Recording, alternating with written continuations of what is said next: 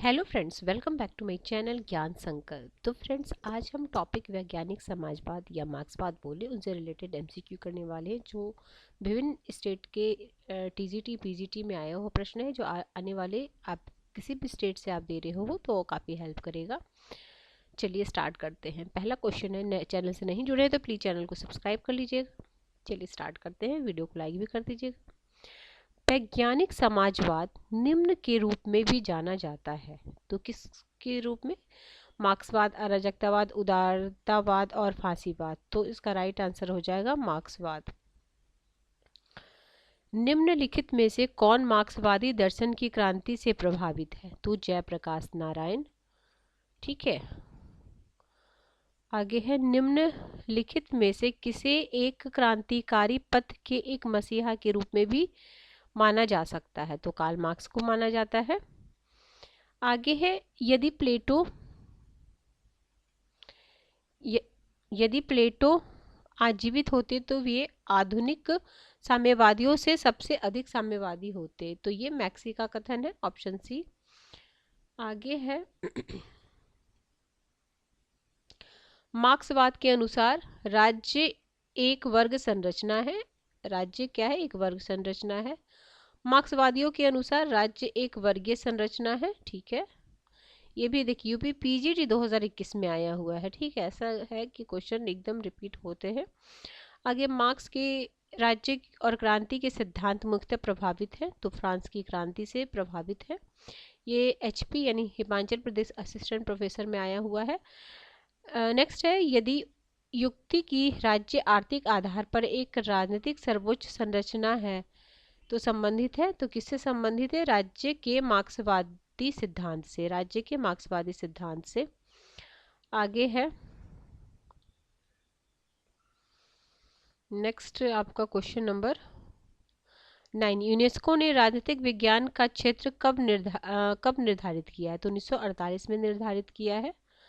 आगे है, निम्न में से किसने एक राष्ट्र एक राज्य सिद्धांत की उद्घोषणा की?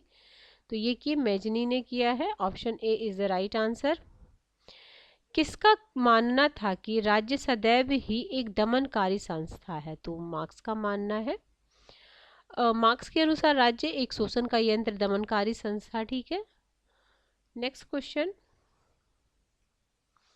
शक्ति पृथक्करण का सिद्धांत निम्नलिखित में से किसने दिया? तो मॉन्टेस्क्यू ने दिया है। ठीक है, उनकी फेमस बुक किसमें दिया है? द स्पिरिट ऑफ लॉज में दिया है।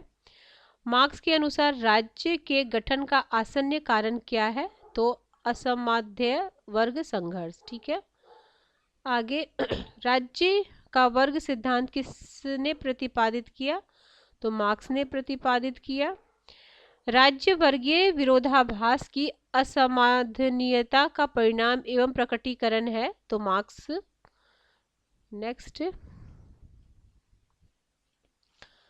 नेक्स्ट क्वेश्चन आपका क्वेश्चन नंबर 17, निम्न में किसने राज्य के वर्ग सिद्धांत का समर्थन किया? तो देखिए, मार्क्स ने भी किया, एंजल ने भी किया, लेनिन ने भी किया। राज्य शोषक वर्ग की कार्यकारिणी समिति है, यह विचार किससे संबंधित है? तो मार्क्सवादियों से संबंधित है। तो देखिए, राज्य के प्राचीन सिद्धांत के अनुसार यह एक सर्वहितकारिणी संस्था, जैसा कि प्लेटो, अरस्तू और अन्य दार्शनिक का विचार था, किंतु मार्क्स सिद्धांत इन सबको इनकार करता है। उनका धारणा है कि राज्य एक सर्वहितकारिणी समुदाय कभी नहीं हो सकता। यह सदैव ऐसा संगठन रहा है और सदैव ऐसा ही रहेगा जिसके द्वारा प्रधान आर्थिक वर्ग दूसरे आर्थिक वर्ग के ऊपर शासन करता है, उनका शोषण करता है। कम्युनिस्ट मैनिफेस्टो में राज्य को पूंजीवादियों की कार्यकारिणी समिति बताया है। ठीक है, अगर यही क्वेश्चन पूछ ले कि पूंजीवादियों की कार्यकारिणी समिति मार्क्स ने किस बुक में बताया है? तो कम्युनिस्ट मैनिफेस्टो में बताया है। एंजल के अनुसार यह एक वर्ग द्वारा दूसरे वर्ग के दलन के लिए एक यंत्र मात्र है, यह एक स्वाभाविक समुदाय नहीं है, जैसा कि प्लेटो और अरस्तू की धारणा थी। आगे, निम्नलिखित में से मार्क्स के अनुसार कौन ऐतिहासिक परिवर्तन का प्रमुख कारण है? तो वर्ग है। आगे है, नेक्स्ट क्वेश्चन पे चलते हैं। निम्नलिखित कथन किसने कहा है कि अब तक के समाज का इतिहास वर्ग संघर्ष का इतिहास रहा है? तो मार्क्स का। कार्ल मार्क्स के अनुसार उसके पहले का सार सामाजिक हित चिंतन क्या था? तो काल्पनिक था। मार्क्स किस देश के रहने वाले थे? तो जर्मनी के रहने वाले थे। आगे, कार्ल मार्क्स का जन्म हुआ था तो जर्मनी में हुआ था। आगे नेक्स्ट क्वेश्चन पे चलते हैं। नेक्स्ट क्वेश्चन है आपका, मार्क्स के अनुसार इतिहास उपज है तो किसकी? भौतिक शक्तियों की उपज है। किन आधारों पर मार्क्स द्वारा द्वंद्वात्मक भौतिकवाद सामाजिक घटनाओं की व्याख्या और विश्लेषण करता है? तो भौतिक शक्तियां। आगे, इनमें से किस वर्ग के विचारकों ने वाद, प्रतिवाद और संवाद की द्वंद्वात्मक पद्धति का प्रयोग किया है? तो हीगल और मार्क्स। आगे है, निम्नलिखित विचारकों में से मार्क्स ने हीगल से कौन सा विचार लिया था? तो द्वंद्वात्मक पद्धति। मार्क्स ने द्वंद्व का सिद्धांत किससे लिया? तो ये लिया हीगल से। आगे है, द्वंद्वात्मक भौतिकवाद का सिद्धांत निम्न में से किसका है? तो वैज्ञानिक समाजवाद का। किसने विचारधारा को भ्रामक चेतना कहा है? तो ये मार्क्स ने कहा है, भ्रामक चेतना। निम्न में से कौन सा कथन कार्ल मार्क्स के दर्शन का प्रतिनिधित्व करता है? तो राज्य शोषण का एक साधन है। ठीक है, नेक्स्ट चलते हैं। नेक्स्ट क्वेश्चन नंबर आपका हो गया 32। मार्क्स मानते हैं किसको? राज्य एक वर्ग संरचना। Option A is a right answer. इतिहास की भौतिकवादी व्याख्या एवं वर्ग संघर्ष के सिद्धांत का निरूपण किसने किया है? तो कार्ल मार्क्स ने किया है। आगे, इतिहास की भौतिकवादी व्याख्या के माध्यम से मार्क्स स्पष्ट करना चाहता है कि उत्पादन की पद्धति इतिहास की गति निर्धारित करती है। आगे है, निम्नलिखित में कौन एक मार्क्सवादी समाजवाद सिद्धांत का आधार है? ठीक है, तो इसका आधार है आपका परिवर्तन की मूल सच्चाई पदार्थ। निम्नलिखित में कौन सा मार्क्सवाद से संबंधित नहीं है? तो ये है, देखिए, इतिहास की भौतिकवादी व्याख्या वर्ग संघर्ष अतिरिक्त मूल का बस यदमात्म नहीं है। ये टीजीटी 2013 में पूछा गया है। इसका मतलब क्या है? ये ध्यान, लेसेस फेयर। ठीक है, याद रखिएगा ये वर्ड, और आप एक जगह नोट की, शायद ये हिंदी देख के हमें समझ में नहीं आएगा। ठीक है, मार्क्सवाद की आधारभूत संरचना क्या है? द्वंद्वात्मक भौतिकवाद है, ऐतिहासिक भौतिकवाद है, वर्ग संघर्ष, अतिरिक्त मूल का सिद्धांत, वर्ग चेतना है, क्रांति का सिद्धांत है। निम्नलिखित में से कौन मार्क्सवाद से संबंधित नहीं है? तो चलिए देखिए, ये आपका यूपी, देखो कैसे क्या किया है, रिपीट किया गया है। टीजीटी का क्वेश्चन आपको पीजीटी में आया हुआ है, ध्यान रखिएगा। ये जीआईसी जो गवर्नमेंट इंटर कॉलेज है होता है उसमें। निम्न में से कौन मार्क्सवाद से संबंध नहीं है? तो अभी हमने ऊपर देख लिया, तो अहस्तक्षेप, यही देखो, अभी अहस्तक्षेप दे दिया, उसी को अलग वर्ड में दिया था, ये यदमात्म। ठीक है, लेसेस फेयर दे सकता है नेक्स्ट टाइम। लेसेस फेयर और अहस्तक्षेप तो सबको पता होगा, बट वो वर्ड थोड़ा सा। आगे चलते, क्वेश्चन नंबर 39। मार्क्स का अंतिम उद्देश्य स्थापित करना है, तो एक वर्गहीन समाज। आगे, निम्न में कौन सा उपागम इस विश्वास पर आधारित है कि आर्थिक आधार वैचारिक तथा राजनीतिक अधिसंरचना को निर्धारित करता है? तो ऐतिहासिक भौतिकवाद। आगे है, मार्क्स का कौन सा विचार शास्त्रीय अंग्रेजी स्कूल से प्रेरित है? तो एक मिनट, ये हो जाएगा लेबर सिद्धांत और अतिरिक्त मूल्य का सिद्धांत। तो ए और बी दोनों। किसने कहा वर्ग सर्वहारा की तानाशाही मार्क्स के सिद्धांत का सार है? तो लेनिन। आगे, निम्नलिखित में से किसे मार्क्सवाद को लेनिन का सर्वाधिक विशिष्ट योगदान माना जाता है? तो आगे है, मार्क्स के अनुसार सर्वहारा के अधिनायकत्व के दौरान उत्पादन के साधनों का प्रयोग तो सामाजिक अच्छाई के लिए। मार्क्स ने पेट्रेशियम, प्लेवियन और गिल्ड मास्टर जर्नीमेन का उल्लेख किस संदर्भ में किया है? ठीक है, क्वेश्चन 45 का राइट आंसर हो जाएगा आपका। एक मिनट, क्या है, ऑप्शन देख लेते हैं। तो वर्ग संघर्ष के संदर्भ में। ठीक है, ये आपका कहाँ पे आया हुआ क्वेश्चन, ये भी जरा देखते चलते हैं हम लोग। ये पीजीटी 2013 में आया हुआ है। ठीक है, एक बार थोड़ा देखिए। मार्क्स ने पेट्रिशियन, प्लेबियन और गिल्ड मास्टर जर्नीमेन का उल्लेख वर्ग संघर्ष के संदर्भ में किया है। कार्ल मार्क्स तथा एंजल्स द्वारा रचित पुस्तक कम्युनिस्ट मैनिफेस्टो 1848 के अनुसार सभी वर्तमान समाजों का इतिहास वर्ग संघर्ष का इतिहास है। यह वर्ग संघर्ष विभिन्न कालों में विभिन्न वर्गों जैसे फ्रीमैन, स्लेव, पेट्रिशियंस, प्लीबेयंस और लॉर्ड सर्व गिल्ड मास्टर जर्मन के मध्य हुआ है। शोषण एवं शोषित के मध्य यह संघर्ष कभी दृश्य एवं कभी अदृश्य रूप में होता है, जिसके परिणाम स्वरूप या तो समाज का पुनर्निर्माण होता है या दोनों ही वर्गों का विनाश होता है। आगे किसने कहा कि मार्क्सवाद मुक्त समाज का दुश्मन है? तो ये कार्ल पॉपर।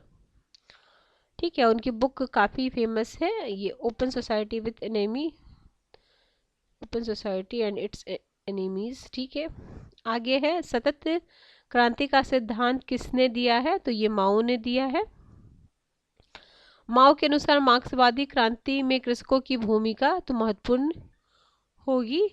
आगे 48-49 लोकहित पीपल्स वार की संकल्पना विकसित करने का श्रेय जाता है तो माओ से तुंग जाता है। निम्न में कौन सांस्कृतिक क्रांति के लिए जाना जाता है? तो माओ जाने जाते हैं। मार्क्स ने साम्यवाद को अस्त व्यस्त स्थिति में पाया और उसे एक आंदोलन बना दिया। उनके द्वारा उसे एक दर्शन और दिशा मिली। तो यह है लास्की का कथन, ऑप्शन डी। नेक्स्ट है श्रमिकों की तानाशाही के सिद्धांत को किसने सुपरिष्कृत किया है? तो लेनिन ने स्टेट एंड रिवॉल्यूशन में किया है।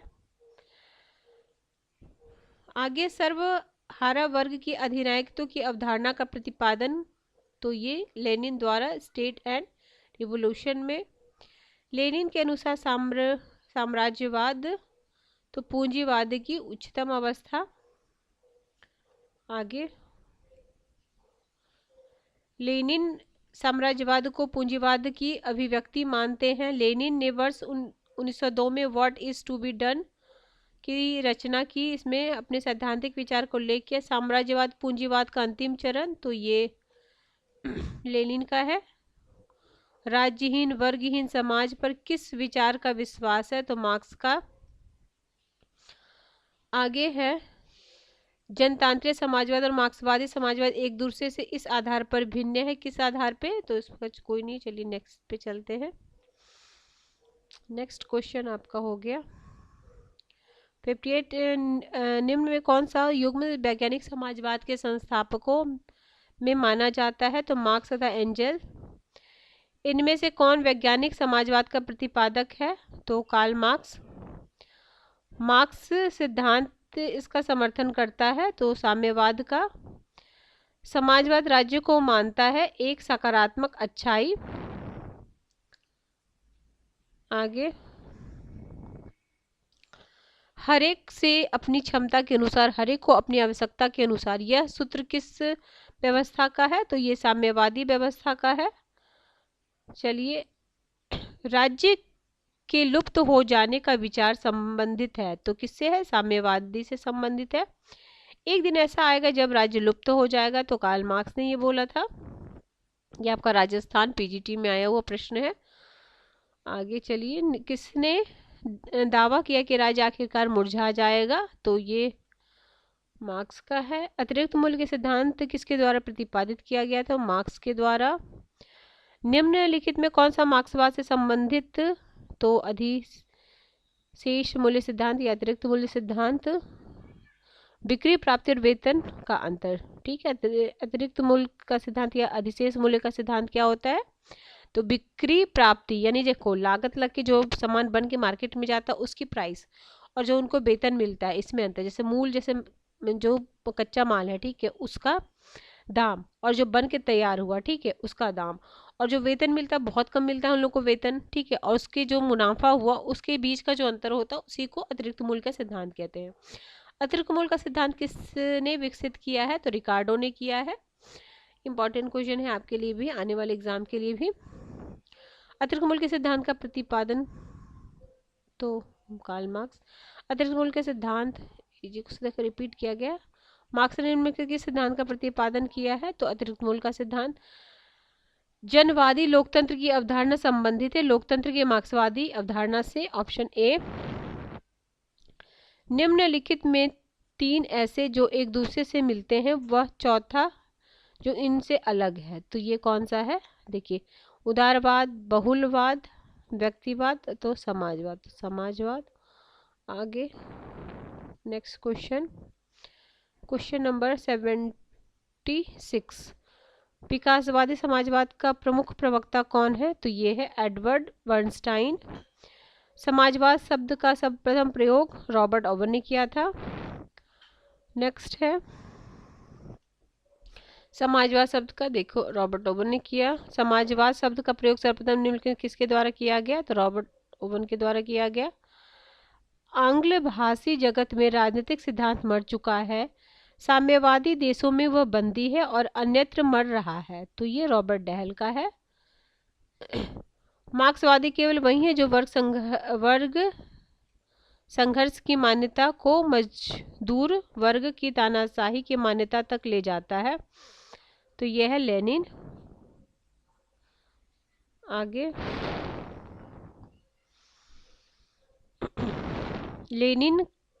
लेनिन का मार्क्सवाद मार्क्स के सिद्धांत की दृढ़ता में एक कट्टरतम स्वीकृति होने के साथ परिस्थितियों के अनुसार इन सिद्धांतों की स्वतंत्र बदलती हुई व्यवस्था है। यह कथन किसका है? तो जॉर्ज एच सेवाइन का है। सेवाइन की पुस्तक है the history of political theory. आगे है कार्ल मार्क्स ने किस विचार का प्रतिपादन नहीं किया? तो ये किया है साम्राज्यवाद पूंजीवाद का उच्चतम चरण। साम्राज्यवाद पूंजीवाद का, चलिए ठीक है। नेक्स्ट पे चलते हैं। निम्न में से किसने धर्म को लोगों के लिए कफीम कहा है? ये मार्क्स का है।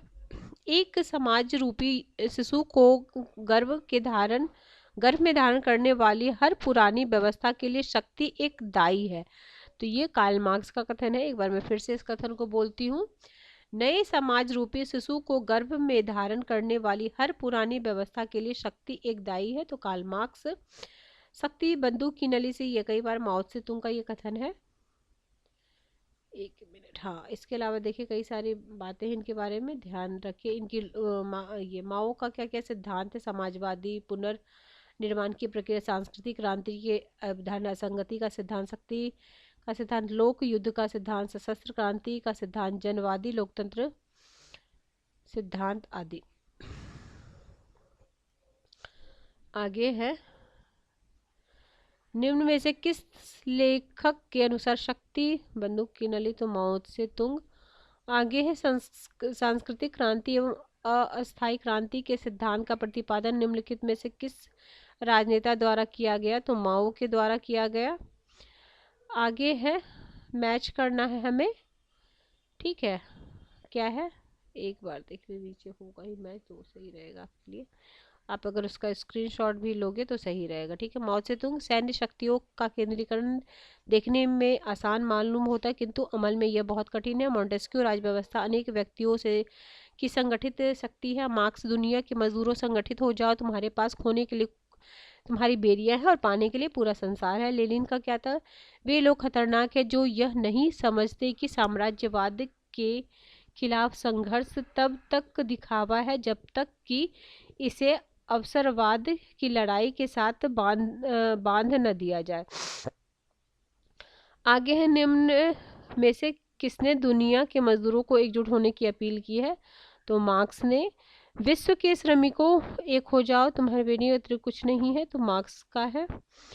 आगे किसने कहा था हस्तचलित मशीन से निर्मित वस्तुओं से सामंतवादी समाज, वाष्प चलित मशीन से निर्मित वस्तुओं से पूंजीवादी समाज निर्मित होता है? तो मार्क्स। आगे है 92 हो गया। नेक्स्ट चलते हैं। नेक्स्ट है आपका क्वेश्चन नंबर 93। निम्नलिखित में से किस चिंतक ने विशिष्ट वर्ग के सिद्धांत और मार्क्सवाद में सम्मिलित करने का प्रयास किया? तो जेम्स बर्नहम ने किया था। कम्युनिस्ट मैनिफेस्टो, चलिए नहीं। निम्नलिखित में कौन सी पुस्तक कार्ल मार्क्स द्वारा नहीं लिखी गई है, तो ग्रामर ऑफ पॉलिटिक्स ये लास्की की बुक है, भी कई बार आपने देखा होगा, हेराल्ड जेलास्की। नेक्स्ट क्वेश्चन है, दास कैपिटल इनमें से किस विचारक का ग्रंथ है? तो मार्क्स का है। आगे, अब तक सभी समाजों का इतिहास वर्ग संघर्ष का इतिहास रहा है, कार्ल मार्क्स। नेक्स्ट, अब तक के समाज का वर्ग इतिहास रहा है, तो कम्युनिस्ट मैनिफेस्टो में है कि ये यूपी पीजीटी 2021 में अब तक के समाज का इतिहास वर्ग संघर्ष का इतिहास रहा है, कम्युनिस्ट मैनिफेस्टो में लिखा है। चलिए आज 100 क्वेश्चन तक करते हैं, नेक्स्ट क्लास में जो बच्चे क्वेश्चन है वो करा दूंगी, ठीक है। देख लेंगे कितने क्वेश्चन बचे हुए, अगर कम होगा तो आगे है। यह सिद्धांत किसने प्रस्तुत किया कि नव उपनिवेशवाद साम्राज्यवाद का अंतिम अवस्था है? नुक्रुमा ने। नव, ठीक है, नव उपनिवेशवाद, ये याद रखिएगा। आगे है, कुछ लोग, लाखों लोग मार्क्स को देवता के रूप में पूजते हैं और अन्य लोग एक दुष्ट के रूप में घृणा करते हैं, तो यह कथन मैक्सी का है। चलिए ठीक है, 100 क्वेश्चन तक। नेक्स्ट और कितने क्वेश्चन बचे हैं देख लेते हैं, आगे की क्लास में करा देंगे हम आपको। इसमें होगा क्वेश्चन क्योंकि इसके क्वेश्चन काफ़ी रिपीट होते हैं और काफ़ी क्वेश्चन भी हैं। चलिए ठीक है फ्रेंड्स, नेक्स्ट क्लास में हम बाकी के क्वेश्चन को करेंगे। अगर किसी भी वजह से चैनल आपको हेल्प कर रहा है प्रिपरेशन में, तो ज़रूर चैनल को सब्सक्राइब कर लीजिए, बेल आइकन को प्रेस कीजिए, ताकि जब भी मैं आगे वीडियो डालूंगी तो आपको पहले ही से नोटिफिकेशन मिल जाएगा। इसका पार्ट 2 भी आएगा, तो चैनल को सब्सक्राइब कर लीजिए, तो आप पार्ट 2 भी देख पाएंगे इसका। मिलते हैं हम नेक्स्ट वीडियो में, टिल देन बाय बाय। फिर ये मैं घटना चक्र से कराऊंगी, फिर राजनीतिक दर्शन से जितने भी पश्चात राजनीतिक सिद्धांतकार हैं उनसे रिलेटेड क्वेश्चन कराऊंगी। पहले पार्ट 2 इसका आ जाएगा, उसके बाद। चलिए मिलते हैं हम नेक्स्ट क्लास में, till then bye bye, keep watching and keep sharing.